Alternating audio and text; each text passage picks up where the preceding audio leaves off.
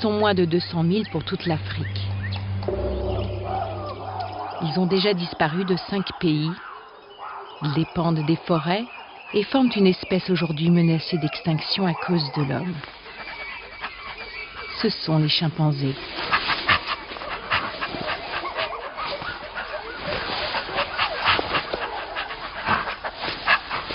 Nous avons en commun beaucoup plus qu'une vague ressemblance. Les dernières études scientifiques révèlent que l'homme et le chimpanzé ont un patrimoine génétique identique à 95%. Il y a 8 à 9 millions d'années, nous avons probablement eu un ancêtre commun. Or, les Peuls, habitant le nord de la Guinée, ont toujours dit que les chimpanzés étaient nos frères de la forêt. Cette connaissance traditionnelle a préservé le chimpanzé dans leur région. Ils ne le mangent pas et ils ne le tuent en aucun cas.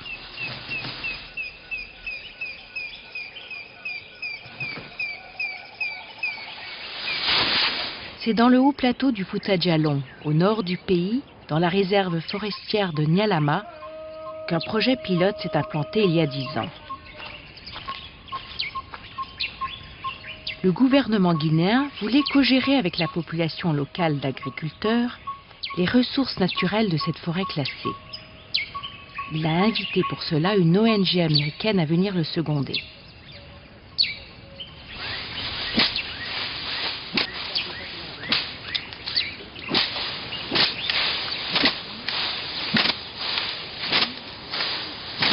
Dans un premier temps, le gouvernement et l'ONG ont rencontré les représentants des différents villages afin d'élaborer des stratégies de gestion des ressources naturelles. Ces concertations devaient définir comment les villageois pourraient tirer profit des ressources de cette forêt tout en protégeant sa biodiversité. Puis Janice Carter, une primatologue américaine, et Tunkara, son assistant guinéen, sont arrivés pour établir un recensement des chimpanzés de la forêt. Janice Carter a expliqué qu'elle cherchait à travailler avec des chasseurs traditionnels du pays pour mettre leurs compétences et leurs connaissances du terrain au service du projet. Tunkara a donc rencontré et formé le premier chasseur à son nouveau métier.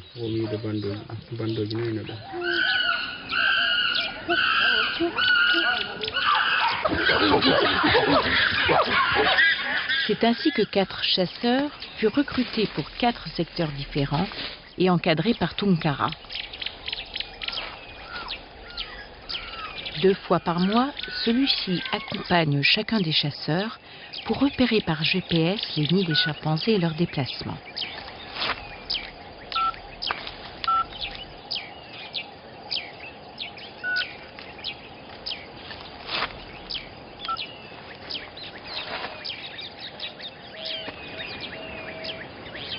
Tunkara vérifie aussi que le chasseur analphabète utilise correctement les fiches signalétiques conçues spécialement pour lui, permettant de recueillir une base de données scientifique.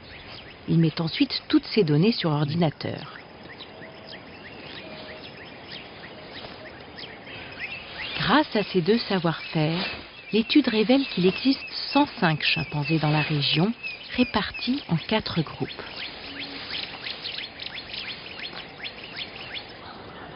L'étude a fait apparaître une autre information. Les chimpanzés et les hommes ont tous 2 besoin d'un arbre appelé localement le bani. En saison sèche, les primates consomment ses feuilles riches en protéines et le reste de l'année, ils font leur nid avec son feuillage.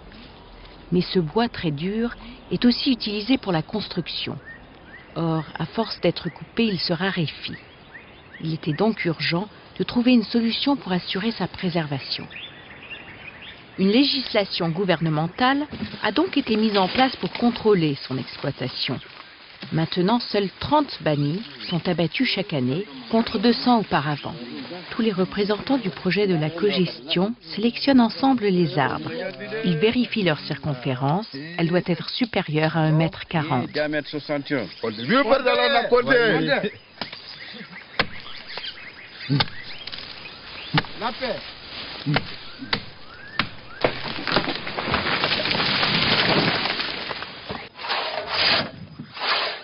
C'est au bout de 4 heures de travail manuel que la première planche est extraite du tronc.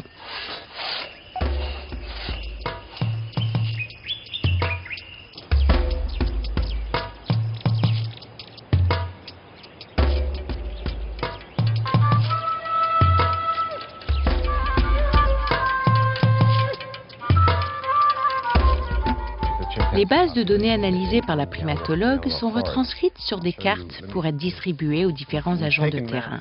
Harry Birnolds, directeur de l'aide américaine, est à même de mieux comprendre la répartition des terres cultivées et les besoins des chimpanzés. Ici apparaissent en forêt des zones cultivées sur des couloirs empruntés par les primates. Il faut maintenant négocier avec les agriculteurs pour les protéger.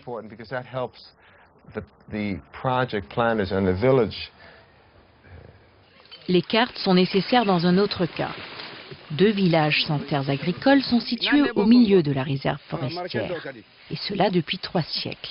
Aussi, autorisation est donnée pour défricher 125 hectares de forêt chaque année, à condition de ne pas nuire à l'habitat des primates. Le GPS permet de vérifier sur les cartes que ce n'est pas le cas.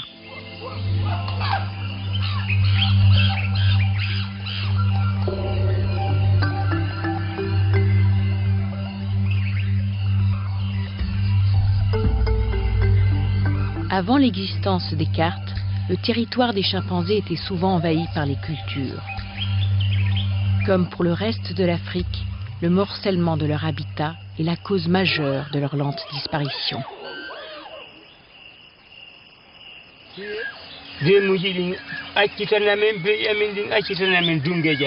Parce que là, cette champ-là, Janice Carter découvre un problème grâce aux cartes et elle en informe l'équipe des chasseurs. Une parcelle agricole en forêt coupe un couloir de sortie emprunté par les chimpanzés. Or, il est important que les primates ne se retrouvent pas isolés des autres groupes dans une poche de forêt. Elle sollicite leurs conseils pour négocier avec le paysan.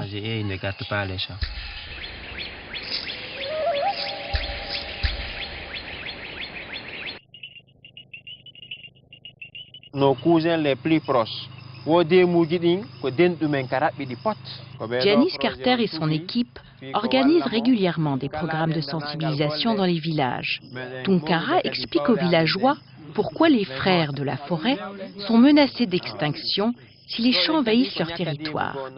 Ils ont des coutumes de mariage identiques à l'homme. Une femelle ne peut se reproduire au sein de sa famille. Elle doit trouver mari ailleurs. Les villageois comprennent enfin pourquoi il faut respecter leur couloir. Modi Yaya, un notable d'un village, fait appel à Julie Fisher, responsable de l'ONG américaine, pour résoudre un grave problème. Ici, à cette source d'eau à l'extérieur de la forêt classée, un chimpanzé a mordu un enfant et les villageois sont furieux. Pendant la saison sèche, la source est utilisée par 4 villages et aussi par un groupe de chimpanzés aujourd'hui dangereux. Modi Yaya propose que l'ONG construise un puits de forage près des villages pour laisser la source aux animaux sauvages.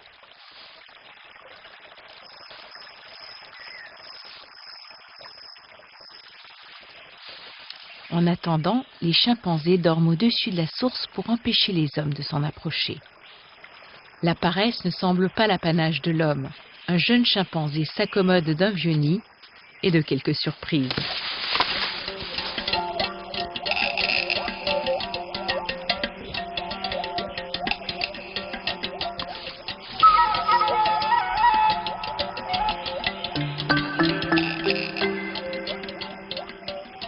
Julie Fisher est heureuse.